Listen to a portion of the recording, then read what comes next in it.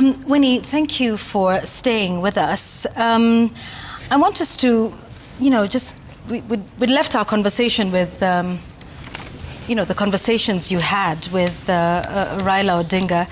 I want us to, take it up from there. Did he ever talk to you about the broad-based government, the future of ODM? Absolutely. There's seldom a thing we didn't speak about. He spoke to me about his thoughts, his ideas, his wishes. However, he was quite present to the fact that after his time, people may feel differently. People may want to take different directions. But he believed in their right to do so because it is a democracy. So we did discuss quite a few different things. Mm-hmm. Yes. And because that has been the subject of lots of conversation, about the future of this. I guess we'll listen to some of what you have said about this, including what he said about where he leaves the party, whether in government or not. If we have that, I'd like us to listen to it. You said, Baba did not say he left us in government. I'd like us to listen. Na wale wanasema ati sijui baba aliwaambia sijui nini ati. Hiyo ni kukosa adabu. Nyamazeni bwana. Hiyo ni kukosa adabu. Tulieni bana. Everything baba alikuwa anasema mbele ya watu wake. So tell us about this. Baba did not say he left us in government. What did you mean by that? Well, he didn't. I believe if you did, you'd play that clip as well. The last thing he mentioned, which was during an ODM PG at Argyle Hotel, and people were asking about that matter, he said, who told you ODM will not field a candidate in 2027? So those that are now saying that in secret he told them, who told them? Because everything he said, he used to say to all of us in front of us. He was not a duplicitous leader. He did not say something in the morning and go and try something else at night.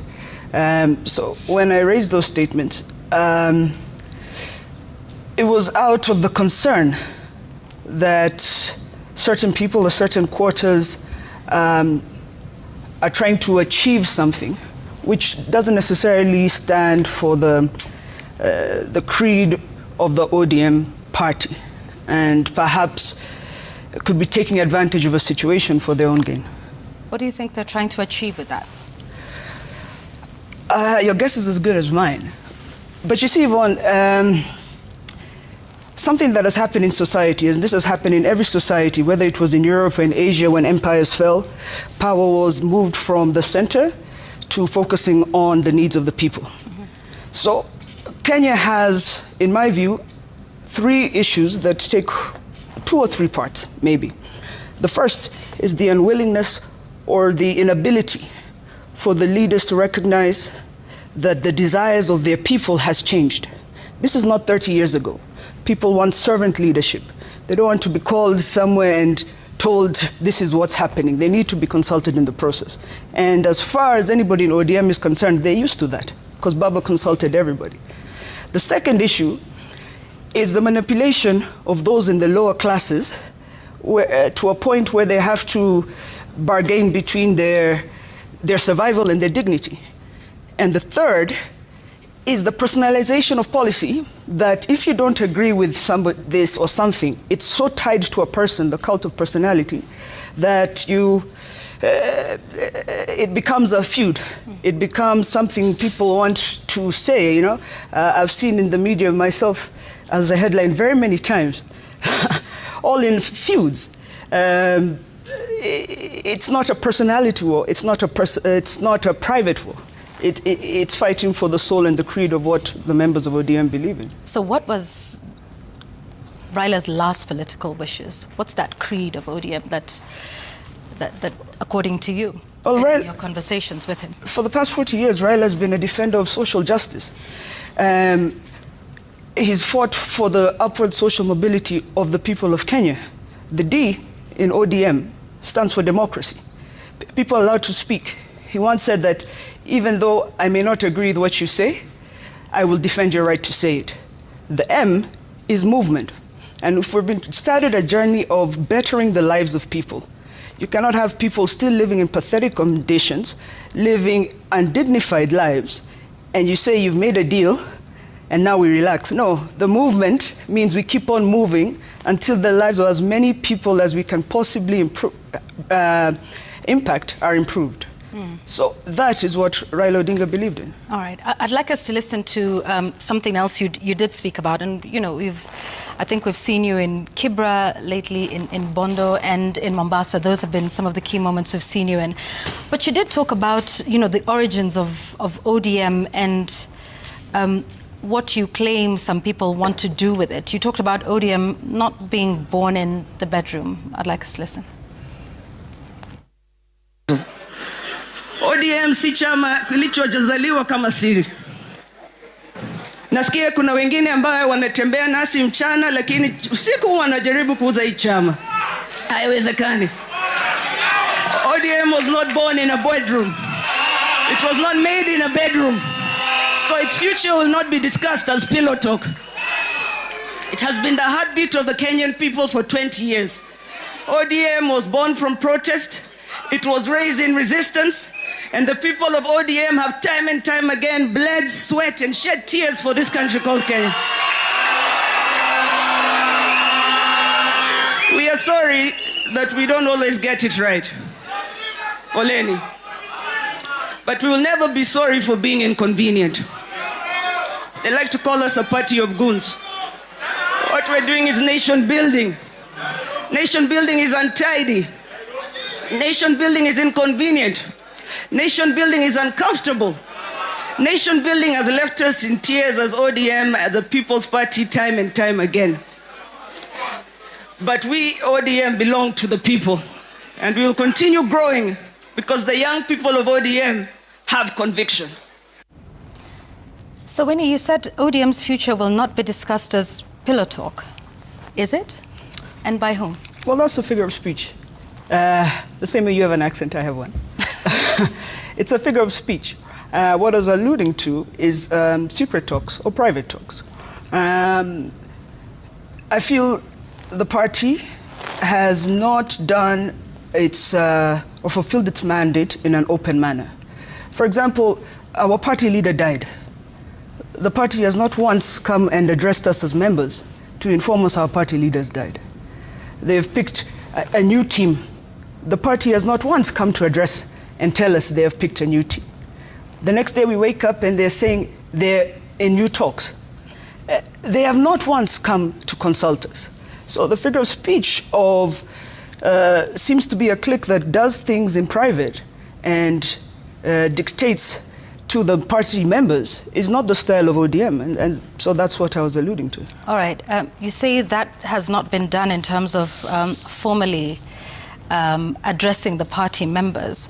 One of the first key decisions that was made right after Raila Odinga passed was the installation of Dr. Oburu Oginga as the party leader. Yes. Is that a decision that you think was done procedurally? The decision of procedure is not up to Winnie Odinga. It's written in the ODM constitution. And this, I don't want this to be personalized on the matter of my uncle, as though this is a private matter that we're being discussed in public. I love my uncle loves me. I know under the screen you have that rolling screen that tells people what the speaker has said. Please, that should be the headline. Winnie loves her uncle and her uncle loves her.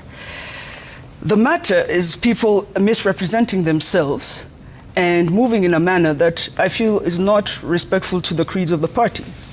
I don't believe they've acted in a manner that was respectful to the wishes and creed of the former party leader. I also don't believe, I know for a fact, that they are not being respectful to the constitution of ODM. The constitution of ODM, not written by Winnie Odinga, says that no member of the Central Committee or the NEC is able to act on behalf of the party of ODM unless they are ratified by the NDC. That is not a personality matter on the party leader. That includes the chair, the current deputy chairs, and almost many people in that committee.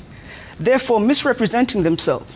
And at a time when they should have been informing the party, giving us a way forward, the party was mourning their leader. They forced a celebration during a mourning period. They went and did an NGC and misrepresented that they are the ones in charge, knowing very well they are not in charge, until an NDC happens. They've gone further to begin talks. They are unable to begin talks. If there was somebody sneaky, they could actually go to court. They are not following the procedure, which to me shows a lack of good faith, a lack of goodwill, a lack of, they're unwilling to listen to dissenting voices. People question, people say anything. The custodian of our constitution is the SG.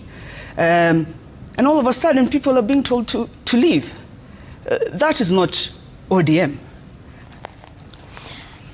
So, Dr. Oburu Oginga should not be party leader. What would you suggest would be the remedy for that? I think Dr. Oburu Oginga is a wonderful acting party leader in this transition period. We were all caught in a shock, and he's steadying the ship. This is not a very easy ship to steady, but he's weathering the storm, and he has said it very many times that he's acting transitionally and will make space for other young people. On the personality, my uncle has lived a life of determination, of strength, of loyalty. It would not be incumbent to me, or Winnie Odinga would be the last person that at his age of 82 years would allow his image or his legacy to be besmirched by a political tug-of-war. What some may seem as perhaps antagonism is actually protection, in my view. And we are very happy with him being in the position that he is. And after seeing the manner of how some people are behaving, he's certainly the best person in that position. Even though that was not procedural, as you've just said? The procedure is still being done, as I've told you. They are still acting until the NDC is done. So the party must do the correct thing. He is the best in that seat right now. So let me ask you this, because Dr. Oburu Oginga is your uncle, he's your father's elder brother. He's now the party leader.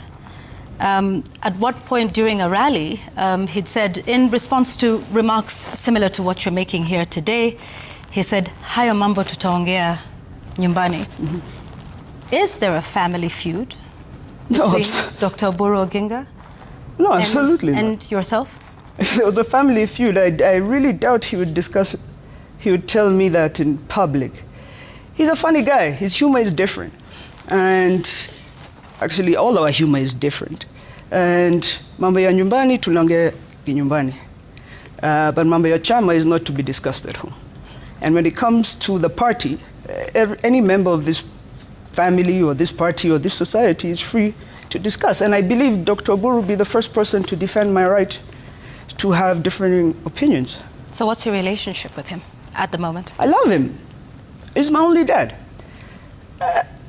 I don't know why this has become national news.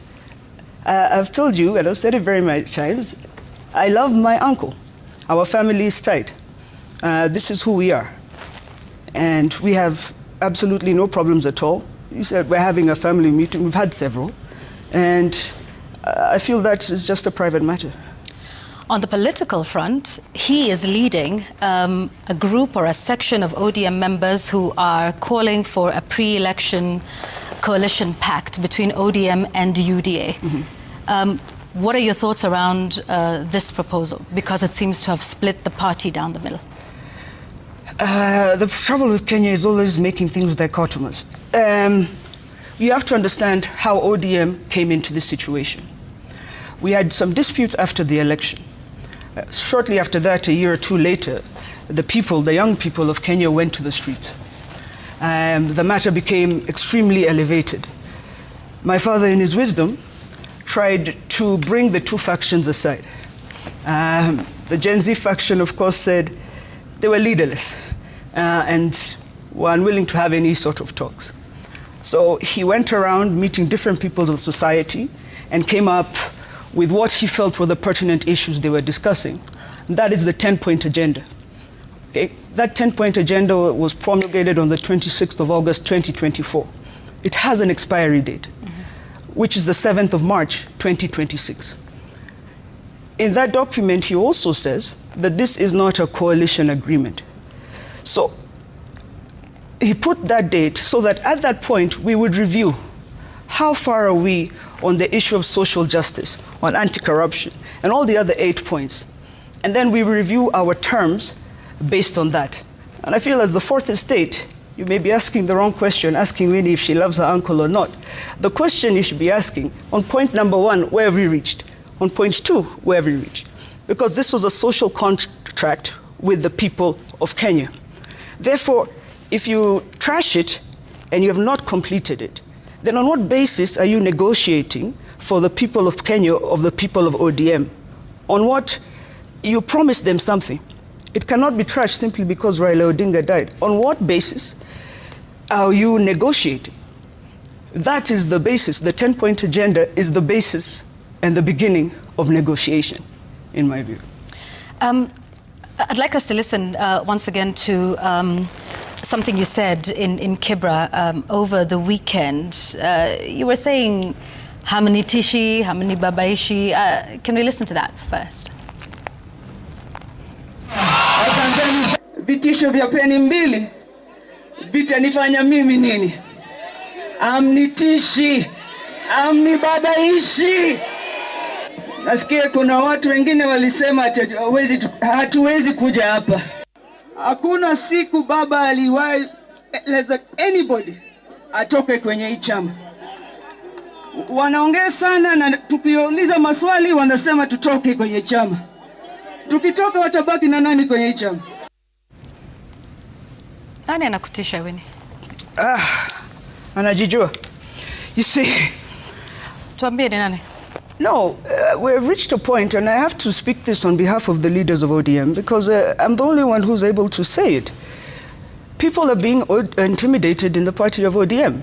People are being de-whipped simply for showing up on that stage with me. People I did not even invite. By being removed in committees, in county assemblies, in parliaments. We've reached a situation where you're being told to fill out forms on whether you support the regime of the day. If you do, then you'll be given TSC slots. If you don't, God knows what happens to you. There is full-on intimidation of members. On what basis? Why is there intimidation? I feel that those in the party that have a different agenda and they're hell-bent on achieving this agenda, no matter what it may take. And who are those? How much are you going to pay me? I don't pay for interviews. Keep going. I don't reveal all secrets. As much as I'm honest, I don't reveal all secrets. But I can't do it. I can't do it because it's going to put certain people in a lot of trouble, simply because of the level of intimidation that we're in. Now, Winnie Odinga in Kibra, there was a joke a cousin of mine said that when you see Winnie grabbing a mic, no, things are terrible. Winnie Odinga standing there in Kibra had not tried all other options of recourse with people of leadership. I have tried to speak to them, I've tried to tell them, we cannot leave the people behind.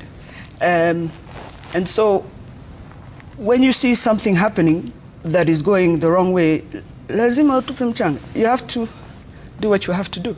Who have you spoken to in the leadership of the party and told about your concerns? Who do you know to be in the leadership of the party? Well, there's several people. Who have you spoken to? Several. What was their response? It's played out in the public. You said, we will not leave this party which we fought for. Are you a member of the ODM party? Yes, I'm a lifetime member. Because that's been a question for some people. It cannot be a question because I'm an elected member of parliament that represents the people of Kenya in a regional parliament nominated by my party, the ODM, the Orange Democratic Movement Party. It cannot be a question. It's obvious. One precedes the other. And as I stand there, I represent the people of Kenya. We don't necessarily have constituencies. So my only constituency is the people of Kenya. And therefore, I do everything and move every way and make every decision in regard to the people of Kenya. If we go to an NDC and the people of the party say this is what they want, then I'll sleep well that night, knowing that the people have ratified the decision. But the most important channel or the largest, strongest organ of the party is the people of Kenya, and their voice is heard in the NDC. As it stands, the party is only utilizing 2 organs. We have several. So for me, ODM was not also an SPV. Some people have parties where they do what they want and throw it. This is a party for 20 years. So if a child was born 20 years, now they're in university. So somebody whose party started 2 years ago, those are kindergartners. Those are not the ones to tell us where we are. This party will have different opinions. It will have different choices, but this party belongs to the people. We have never moved a step without them. We will not begin now. Have you tried to call for an NDC? Is this something you've discussed with the I was the leaders of, like having these discussions with them first before? Yes. But there's a process to an NDC. Yeah. For example, you don't just call an NDC to ratify leaders. That's just one agenda in an NDC. What are some of the reforms? What are some of the agendas you have for the people? We're going to an election next year. You also have to tell them what you've done and what you've not done and why you've not achieved it. But there are certain reforms that this party has to go through. This party has to be refreshed. This party has to move from being so centralized and send resources to the grassroots, help its grassroots offices grow, help those people recruit other members. This party cannot be restricted to one area of its chambers. It's got very many avenues. And therefore, for me, that is what I'll be seeing at the NDC, the reforms, the refreshment, and the restoration of the party ideals. That's what I think the NDC is about. Is there an appetite for an NDC within the leadership of the party? Based on your conversation or observations with them? The procedure of course, calling for an NDC aside, but based on your conversations with them. Yes. Well, certainly they've been going around rallying support for that. Mm-hmm. I don't know everybody's personal agenda, but certainly you've heard that we are at least speaking on the same page on that one, from the same script on that page. Okay. I'd like us to talk about some of those, the members of the leadership, and indeed many who have talked about conversations they've had, last conversations they've had with your father. And some of them include the leadership. Maybe we can start by talking about some of those conversations, about some of these people in your father's life. Let's start by talking about Junet Mohammed. He has said he was close to your father, he was a confidant. What do you know about him and the relationship with your father based on your observations around Raila Odinga? I'm not somebody who will rewrite history now. Junet was a close confidant of my father. And I think Junet will speak on Junet. And I was not party to every conversation my father had. What I'm saying is nobody was. Nobody knows what he wanted, including myself. Our only point of reference is things like this 10-point agenda. The only point of reference is his manifesto. The only point of reference is what he said in public. So his private conversations and relationships, again, like I told you earlier, I don't believe is appropriate for me to discuss about. How about Gladys Wanga, who's the chair of the party as well? Many have spoken about, the direction of the party. What's your relationship with the party chair? I She's the governor of Homa Bay, a position that I believe is momentous, especially in that region, electing women to higher office. I believe she believes she's correct, and I believe she's doing what she believes is correct for the party. Do you believe that what she's doing is correct for the party? I believe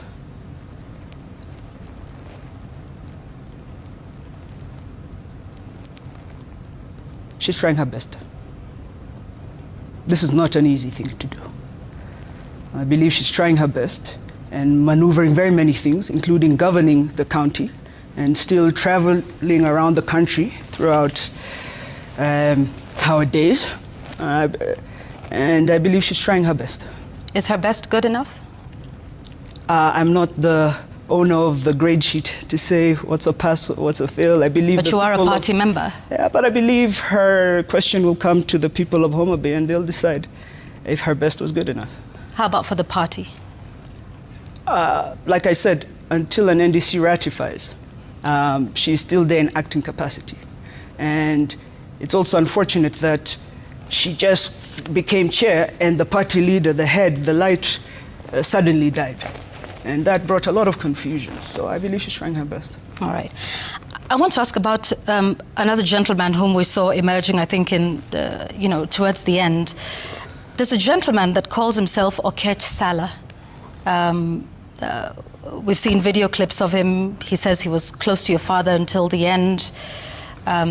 He claims he funded some trips, and he has some things to say about the party, but most of all about Raila Odinga. He calls himself Raila Odinga's adopted son. Winnie, do you know Oketch Salah? I've met him. But I'd like to believe nobody really knows him. I also feel sad for him. You know, my father died, and that was a very traumatic experience for me. But at least he died with somebody he knew loved him. And I believe people need to take better care of their loved ones.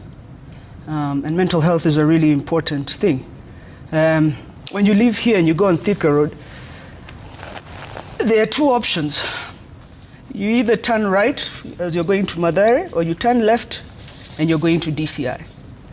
Because a flat-out lie that you were there at the time of my father's death and you were not, talking things that did not occur, is quite dangerous. It makes me question a lot of things. What would be those intentions? So I believe they're just two places that should be rushed with immediate effect, one or the other. I'd like us to talk about family and politics, because that's sort of the direction we're heading into. And about your mother, Canon Ida Odinga. She's also a political figure. I mean, politically, she wields quite a bit of influence. Some say that when you speak, that a lot of that is her will, is her words, is her influence on you. To what extent has that shaped who you are today? We talked about your father. How about your mother? I believe my mother has also shaped me in equal measure. She's a strong woman who has done everything in her own right, on her own merit. And she's somebody I've always admired. And so looking up to her to advice is a normal thing. We have a normal mother-daughter relationship. But certainly even she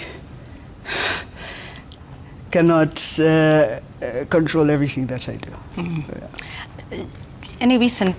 Any comments to her recent nomination to Kenya's permanent representative and ambassador to UNEP? No, I'm extremely proud of her. Well, the whole family is proud of her. Like I said, she deserves it. She stood on her own for the past 40 years. In fact, before this, the last thing any government or president ever gave her was retiring her as a teacher 40 years ago. But she stood firm, loyal, strong, has fought for the rights of women. She's a geography teacher, has fought for different aspects of this society. She's a member of the society that I believe many people look up to, and I believe she deserves and has earned it. And I'm extremely, extremely proud of her. Why do you think that appointment has triggered so much public debate? There have been people who've asked her not to take up the position. We recently heard her accepting the nomination. Why do you think there's so much public debate around it? And what's your response to it? Should it? I couldn't answer that directly. How I feel is pride. So I couldn't speak for those people. Perhaps you'd ask them. How do you feel about the people that say she shouldn't take it up? What are their reasons? What I'm asking you.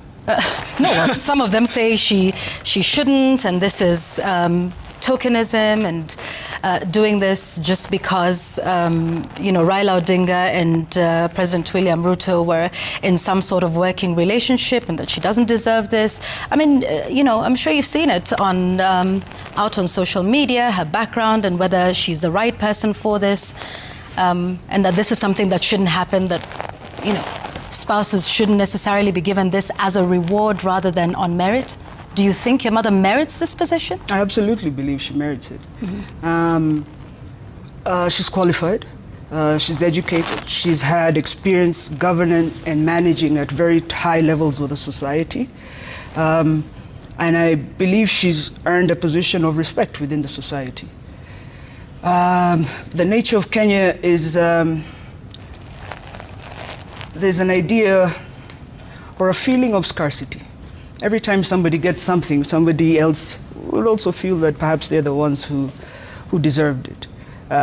But I believe she's going to do the right thing, and I believe she deserves it.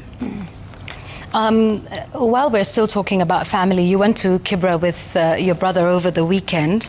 How do you relate with him at a family, and also I don't know if there's any political level. I mean, you have to understand you are a political family, and the Odinga name has dominated Kenya's politics scene for decades since independence with your grandfather. But so talk to us about you and your brother and why you went to Kibra over the weekend.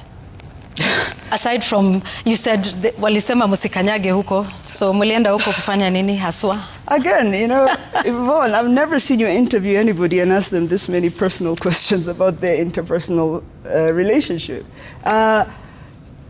He's my brother. I don't know, I find that question ridiculous. How do you relate? We're cool, he's my big brother. Kibra is a place we've been going for over 40 years. It's home. It's a neighborhood.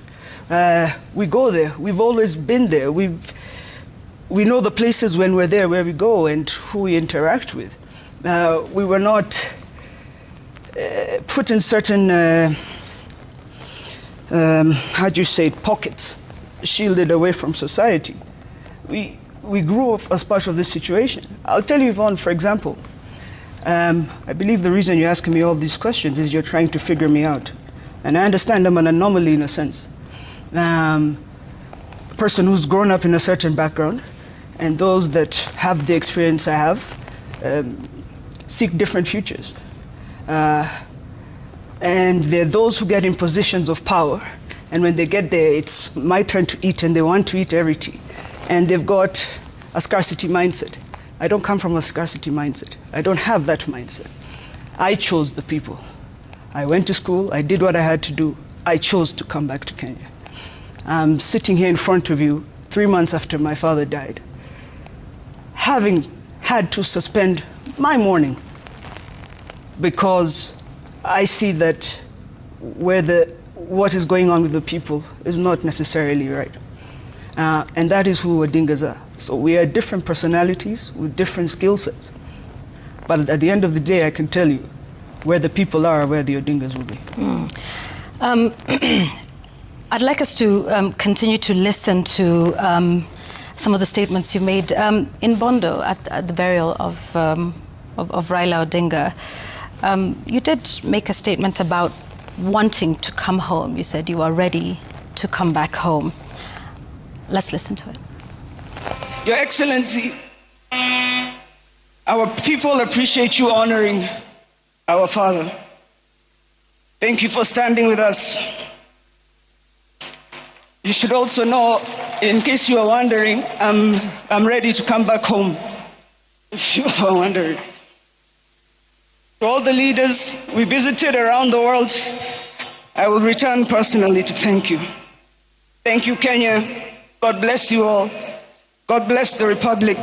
God bless Baba's legacy. Long, the king is dead, but long live the crown. What do you mean you're ready to come back home and you're speaking to the president directly? I think it's self-explanatory. When called upon, I serve the country. I am serving the country at a regional level. But my heart always belongs in Kenya. Kenya owns my heart. And I would like to be back home with the people. What would you like to do back home? Whatever the people want me to do. Okay. Yeah. But this was addressed directly to President Ruto. Yeah. Were you asking him for a job? No, I was not. What were you asking him for? I wasn't asking him for anything. I was telling him that I would love to come back home. Okay. Yes. What would you like to come back home and do? I mean, there's anything, but you strike me as a woman of purpose. Yeah. So is it just anything? If I think we're not quite understanding each other. Like I explained earlier, I'm a person who stands with the people, wherever they want. Right now, there's talk about me standing in very many positions. If the people tell me they want me to be a local politician, perhaps an MCA, that is what I'll do. If they tell me they want me to work at different capacities, if they tell me they want me to go back to Yala, that is what I'll do. My concern is that the voice of the people is not being heard in this country. I mean, within the ODM party. And my concern is the voice of the young people is not being amplified or is being completely squeezed out. For me, where the young people have space, it doesn't matter to me a lot of the political inclinations. I am wherever young people have space.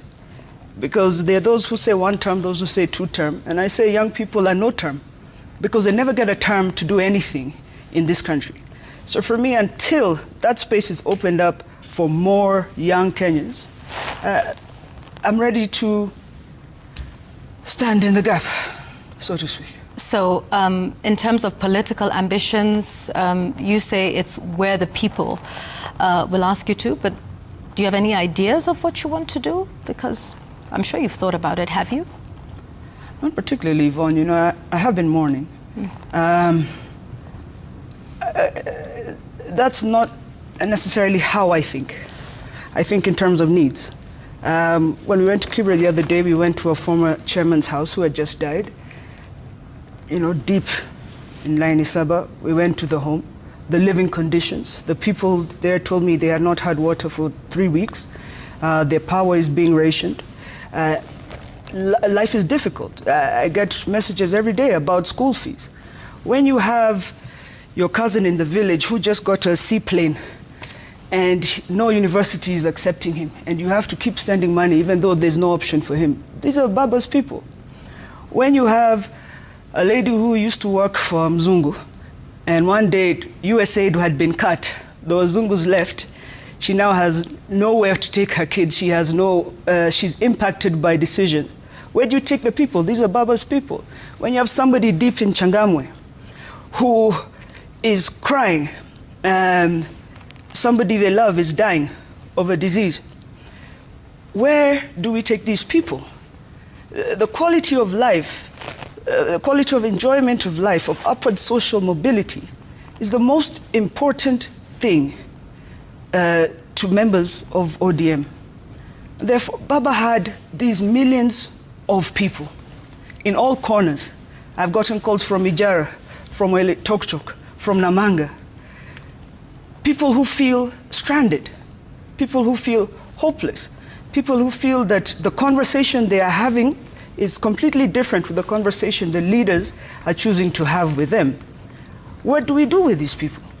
So for me, it doesn't matter, Yvonne, if they tell me to stand on top of the roof and sing every day.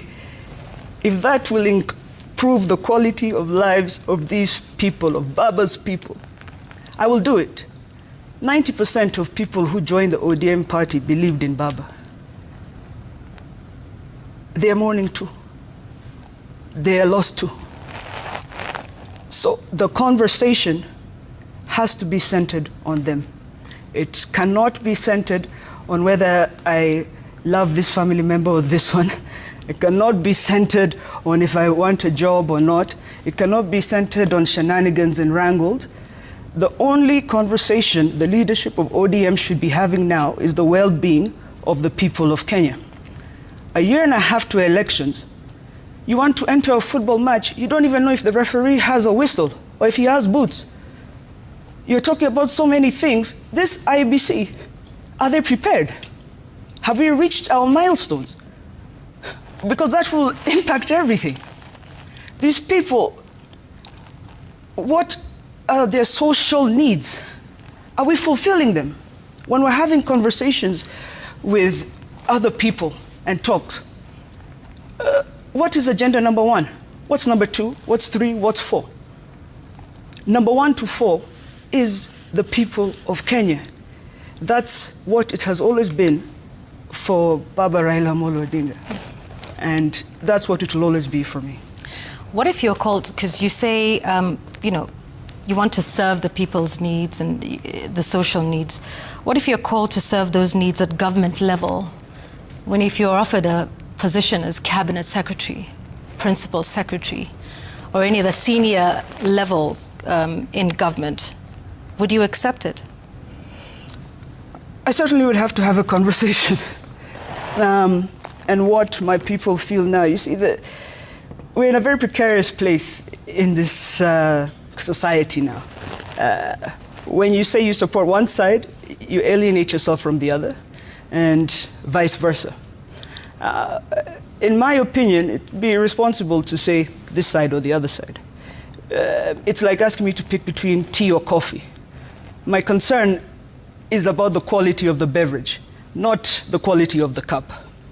So if some quarters feel that that is not appropriate, if I talk to the people and they feel that is not appropriate, then that is what will happen. If I talk to the people and they ask me to do that, then that is what will happen. I don't feel I am the voice to fan flames of division on that matter. I think it's already a very divisive... Do you think that would be a divisive issue if you were asked to serve or if you're offered a job by the president? Yeah, I believe so. Most things we do are maybe not divisive, but maybe inflammatory. Maybe there are those who may feel I'm not qualified. Maybe many things.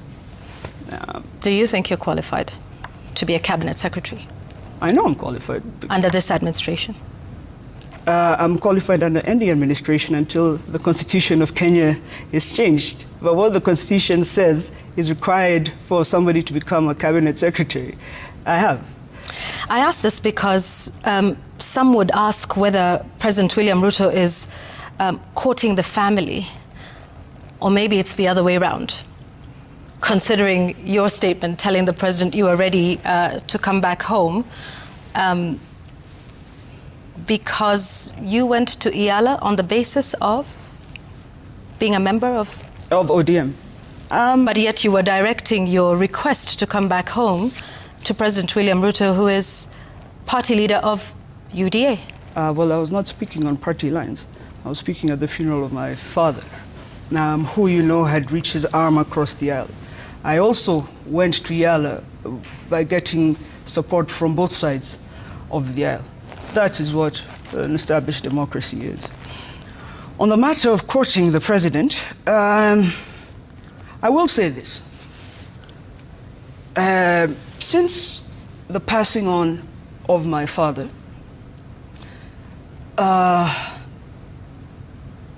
The only senior leadership that has come to check and take care of us as a family has been President William Ruto. And the thing about the Kenyan society is they love to put things as us versus them. I can still like you and disagree with you, or vice versa. But on a personal capacity, if you knew the village I woke up in India, and I was here within 24 hours, I must be grateful for the honor and respect that he accorded my father in that period. So what's been your interaction with the president since you said he's been the only one who's come to check on you and the family since Raila's passing? Yes, but you know, my interaction is also quite limited. I may know many things, but I don't forget my sense of occasion. One thing people forget is they forget to know their place. I know my place. I'm not just texting him, hey, what's up, man?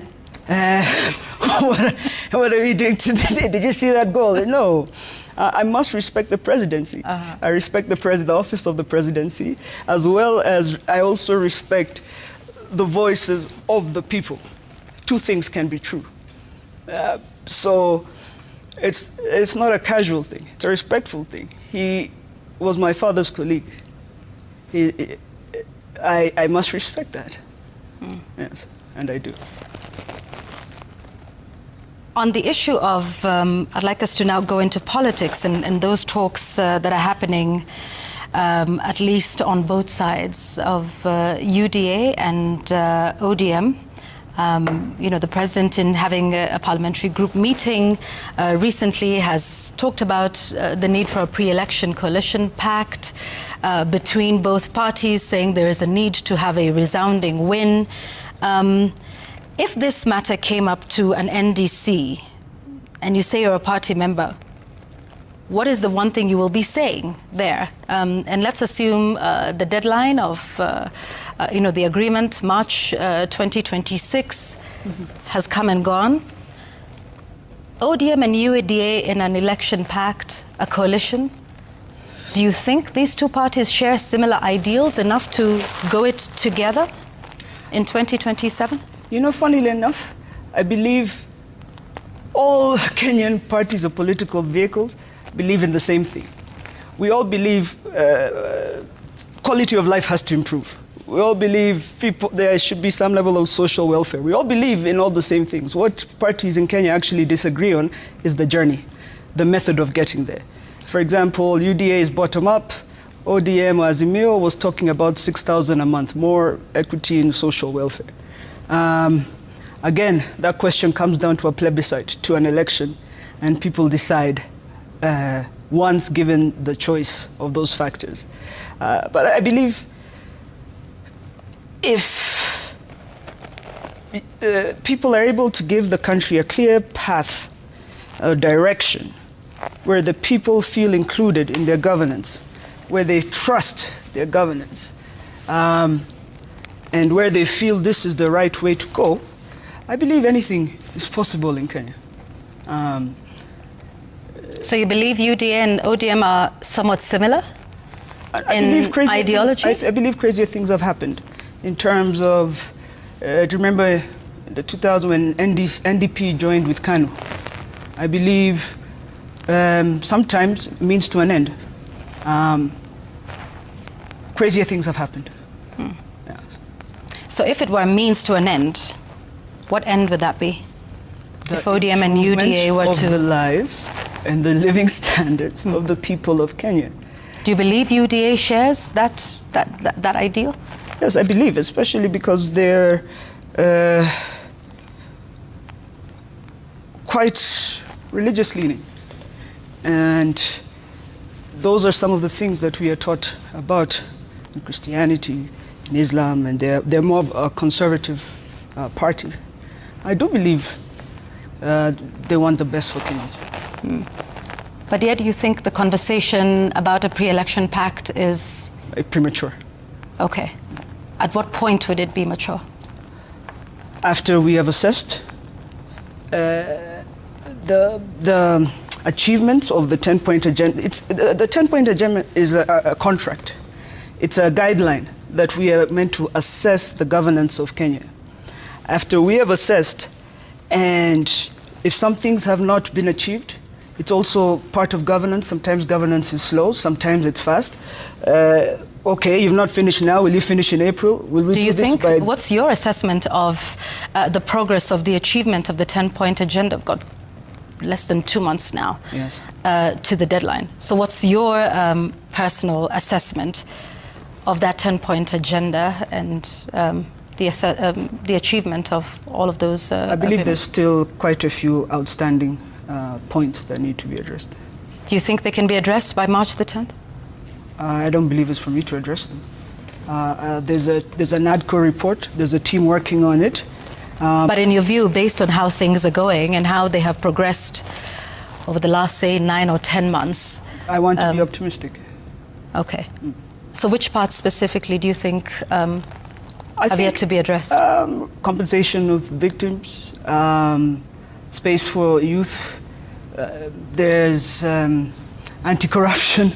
A friend of mine was saying the Ethics and Anti-Corruption Commission, we never see them nabbing anybody before the fact. There are very many questions that need to be answered. Reforms have to be tangible. And you ask me questions, but I don't believe the onus is on me. There was a committee that was selected to do this work. The question is for them. But you are a member of ODM. Yeah. And therefore have views on a pact that ODM has signed, or an agreement at least, a 10-point agenda between ODM and UDA.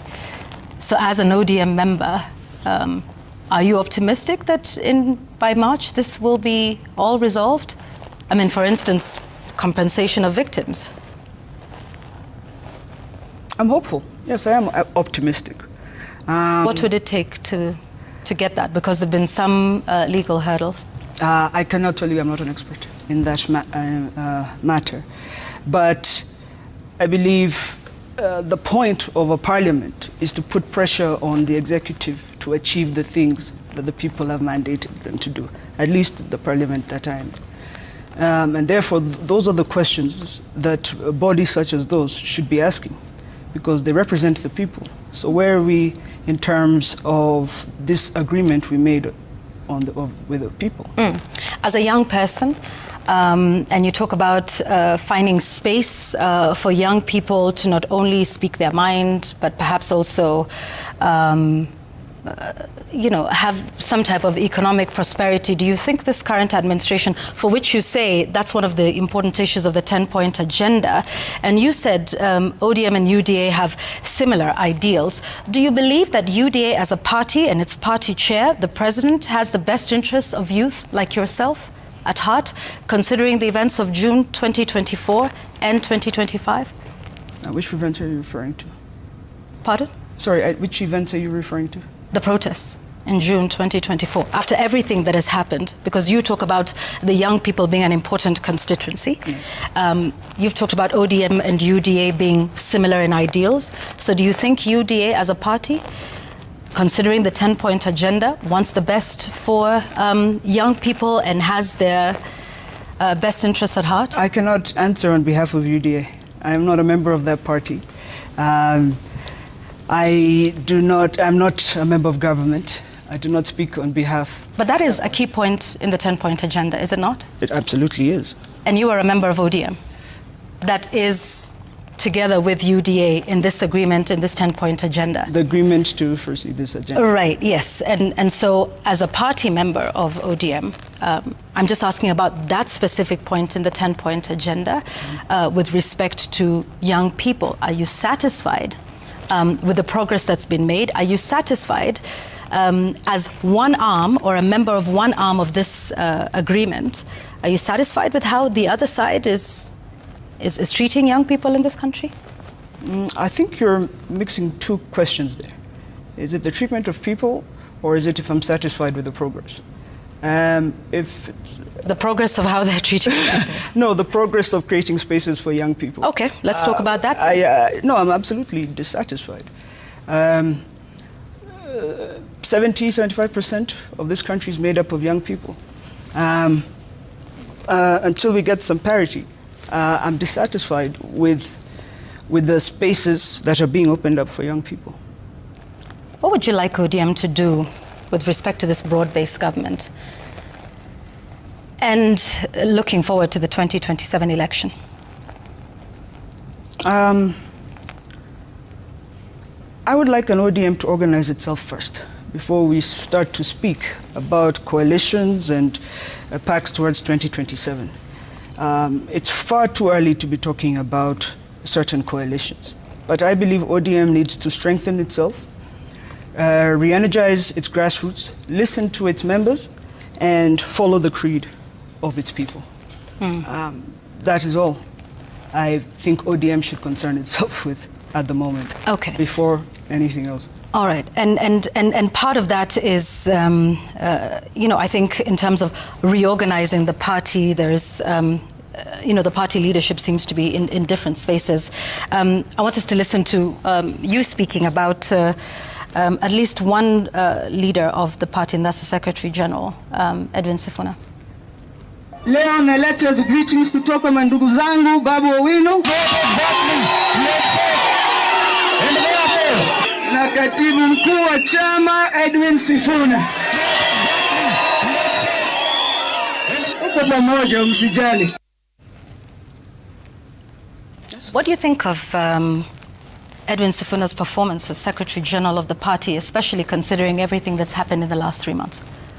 I think as a custodian of the party constitution, I think he's been stellar.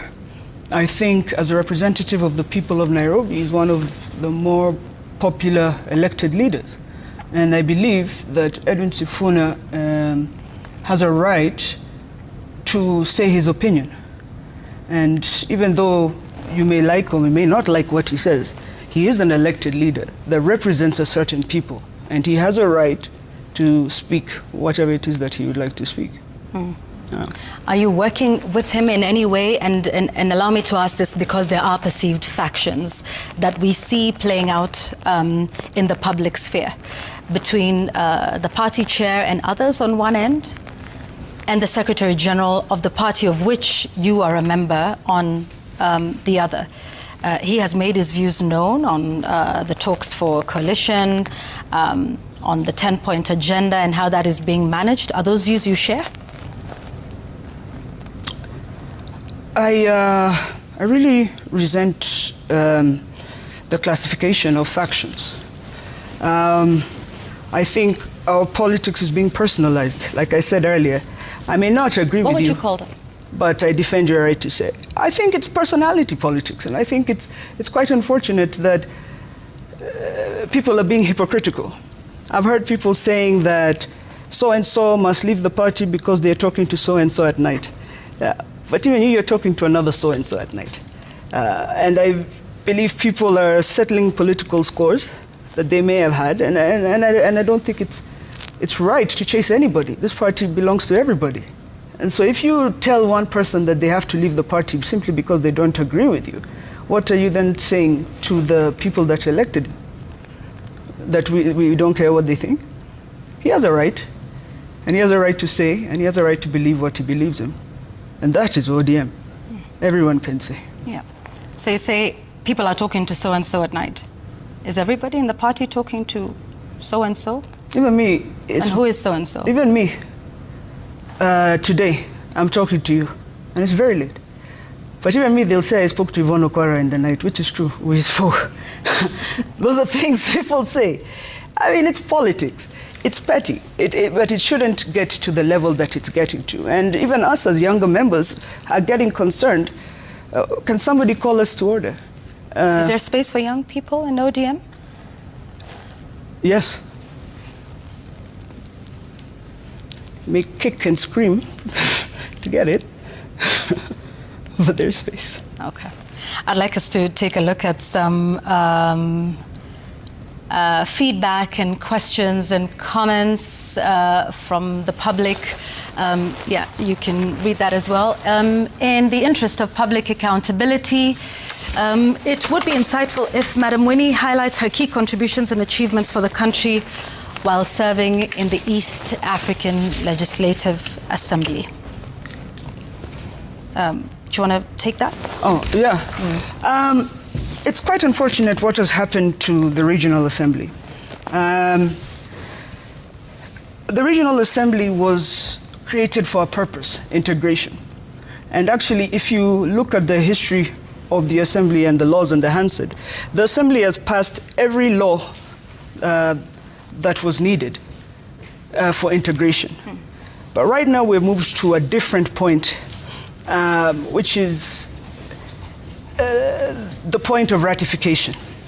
Now, for example, in Kenya, the East Africa community is ingrained in our constitution. In other countries, it's an act of parliament. We've had a situation where countries have come in, some who don't use common law, some use Sharia law, some don't speak French, and therefore the parliament has been caught up in a lot of bureaucracy, teething issues, instead of being able to handle certain things. I personally, in my capacity, have been pushing for issues around tech, digital literacy, digital penetration, and online safety. And when I say digital, it's not just giving people a computer. The use of digital in every aspect, the use of digital in agriculture, smart farming, smart fishing, the use of digital in just young people being allowed to go on TikTok and make something to eat for the day. The use of digital in all these spaces that, as you've seen, even recently, some may feel they need to make that space smaller. And so therefore, that's what I have done in my capacity. And in terms of the effectiveness of this parliament, unfortunately, the parliament has been grounded for almost close to 2 years because it's unable to fund itself. Let's take another question now. This is from Samson Kamau Nyeri. If ODM does not field a presidential candidate in 2027, will that not totally weaken the party? Yes, I agree with Samson. Yeah. Point of a party is to be competitive. Point of the party is to have people in positions of power. For what reason would you not have a presidential candidate? The party has 8 million members. Are we saying there's not one that is fit enough to run for president? We have always fielded a presidential candidate. And so I agree with Samson, that has potential to weaken the party. Yeah, that would be a key, if not the most key point of a conversation in a pre-election pact between ODM and UDA. Perhaps, but like I said, these talks are too premature. What I learned is a lot of people say they're students of Baba, but a lot of them were sleeping in the back of the class. Pre-election pacts are done 3 months to an election. They are not done a year and a half. They are not done when you have not organized your party. They are not done if you don't have an agenda, you're selling the country. They are not done if you don't agree. They are not done if you don't know whether the referee is capable of achieving an election or not. For me, people are not focusing on what needs to be done first.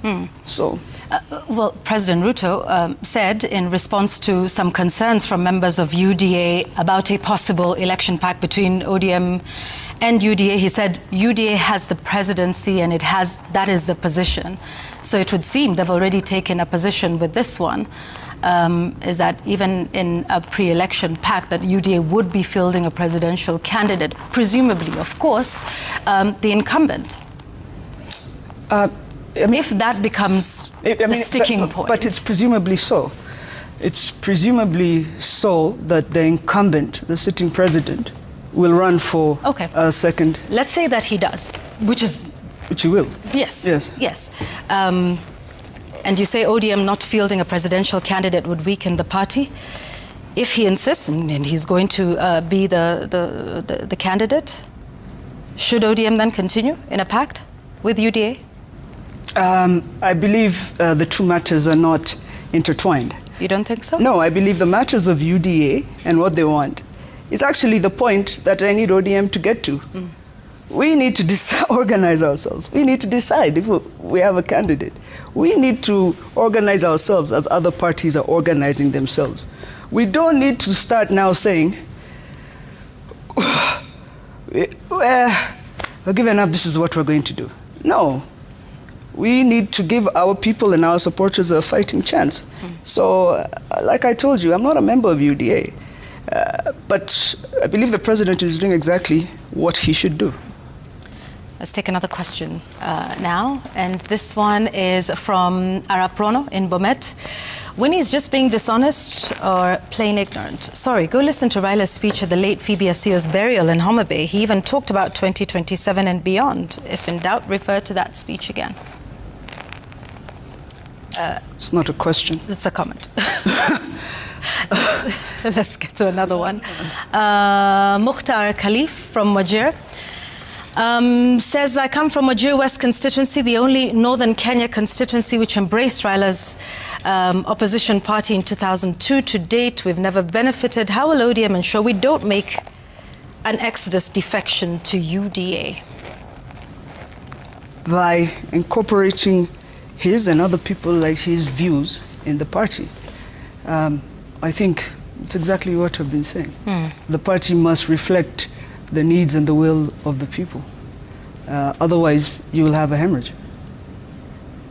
How likely do you think there would be? Unlikely. Hemorrhage? Okay.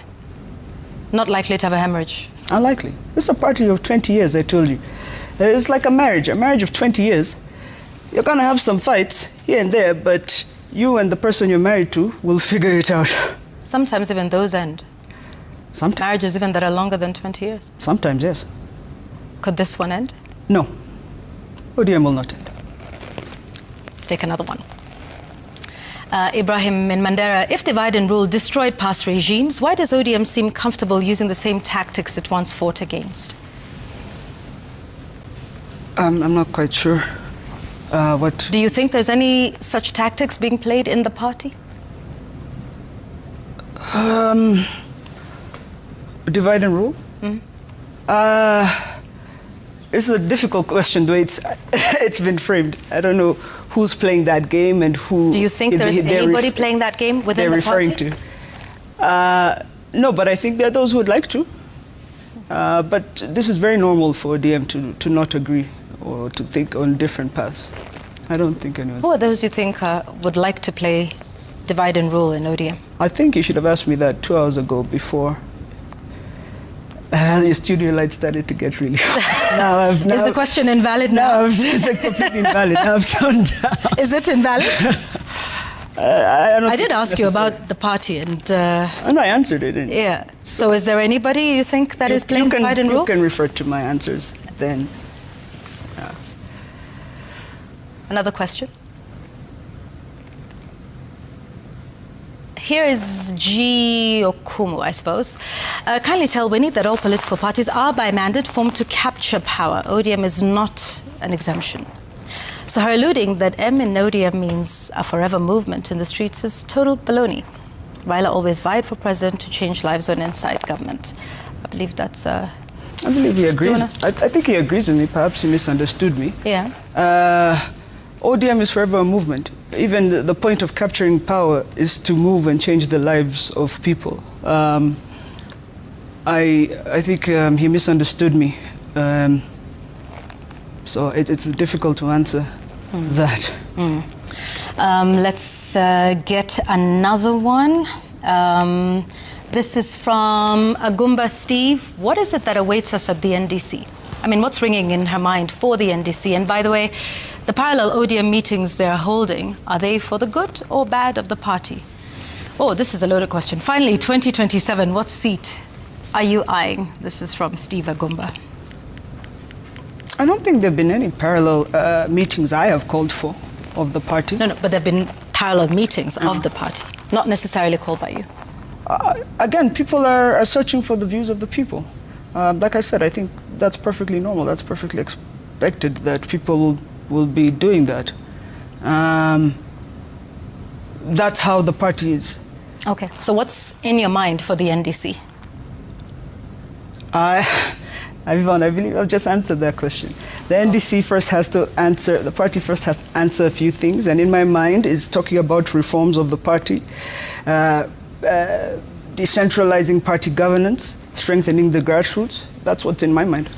All right, let's take another one. Do we have another? Yes, we do. And then we can come back. Victor Odhiambo in Machakos. Good evening. Ask Winnie, Honorable Winnie, what is the target of our president towards our mum in regards to the position that he has awarded our mum? I think you've answered that one. Here's another one. Before we get into another, somebody reminds me of what you said about copy-pasting Baba, and so that I don't put words in your mouth, let's listen to it. Hauwezi copy-paste Baba. Huwezi copy-paste the greatest leader Kenya has ever seen. Ati unabadilisha na huyu, ati sasa tuko na Baba. No, haiwezi kuwa hivyo. So sisi kama watu wa ODM, lazima tuongee na watu wetu. Lazima tuongee na mavijana, tuongee na wamama. Pia wazee tutaongea nao. Again, now that we have you here, just to get some understanding. Who is trying to copy-paste Baba? What were you alluding to I was here? alluding to those who keep saying, Baba told us this, Baba told us this. Those that trying to speak for Baba. Yeah. That's not how it works. Either Baba told us or he didn't. You cannot take words that you were told in private, i.e. copying them, and come and paste them in public, and you're the only one who knows about it. So that is what I was alluding to. Okay. Allow us to just read 2 or 3 final comments, and then we can close our conversation. Actually, let's have it as 2, right? Okay. Let's see what we have. We've got this one from George Marita in Kisii. Says, you are an embodiment of the true spirit of Raila Odinga and all that he stood for. Those thinking otherwise are wrong, since the coveted mantle passed from Oginga to Odinga and now to the lineage of Odinga in the person of Winnie, because always that is who Odinga presented to Kenyans. Let's take another one, final one. Mercy in Kericho says, good evening. I've been an ODM member since, but have never healed because of Baba's death. But I would like Winnie to be the party leader of ODM, because when I listen to her speeches, she's like Baba and she's giving me hope again. That's a good place to wind it up. For those that say you should be the party leader, like Mercy? I like Mercy because she's a dreamer, like me. I dream big. But I believe ODM, as big as a juggernaut as it is, needs an experienced leader. Somebody who has experience at high levels of governance and management. And somebody who has, strong convictions on what it is about the party wants to do. I don't believe it's a job that... I don't believe my feet have grown that big yet to fit in those shoes. What's next for you? Well, right now I'm going to go home. Right. Yeah. So we all... Tomorrow, next month, next year, what's next for you? What do you see for yourself? I know you've talked about what the people might ask you to do, but what do you want to do, Winnie?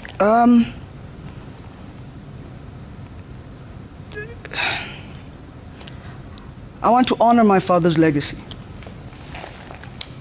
I walked this journey for a long time with him. I believe in him. I believe certain truths, things he taught me. And there are certain moments where I believe he would be rolling in his grave. I want to continue improving the lives of as many people as I can. And like Lincoln said, to be esteemed by my fellow man would be the greatest honor of my life.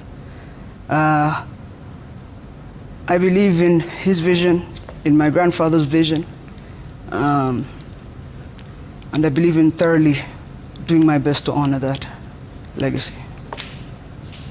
Winnie Odinga, MP for Yala, thank you for speaking with us on The Explainer tonight. It's been a pleasure hosting you. Thank you very much. Thank you. Let's take a break on The Explainer.